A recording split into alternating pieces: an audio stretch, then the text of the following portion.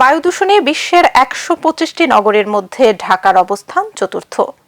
আইকিউএয়ারের তথ্য অনুযায়ী বুধবার ঢাকার বায়ুর মান ১৫১, যাকে অস্বাস্থ্যকর বলা হয়। সবচেয়ে বেশি খারাপ অভিজাত এলাকার বায়ুগুলো। চলতি বছর এপ্রিল পেরিয়ে মে মাস এসে গেলেও উন্নত হচ্ছে না ঢাকার বায়ুর মান। সাধারণত এ সময় বৃষ্টির কারণে বায়ু বিশুদ্ধ থাকার কথা। গত কদিন বৃষ্টি হচ্ছে দেশজুড়ে, অথচ বাতাসের মান উন্নত হচ্ছে না। আজ বায়ু দূষণের শীর্ষে আছে পাকিস্তানের লাহোর। এই নগরীর বায়ুর মান ১৯০।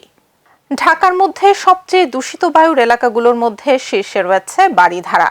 এই এলাকার বায়ুর মান ২০২, যা খুবই অস্বাস্থ্যকর।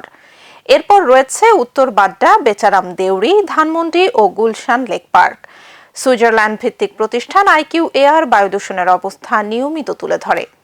আজ বাতাসের যে দূষণ, তা থেকে রক্ষা পেতে বেশ কিছু পরামর্শ দিয়েছে প্রতিষ্ঠানটি। তারা বলছে, আজ বাইরে বের হলে অবশ্যই মাস্ক পরতে হবে। বাড়ির বাইরে গিয়ে ব্যায়াম না করার পরামর্শ দেওয়া হয়েছে, আর ঘরের জানালাগুলো যতটা সম্ভব বন্ধ রাখতে হবে।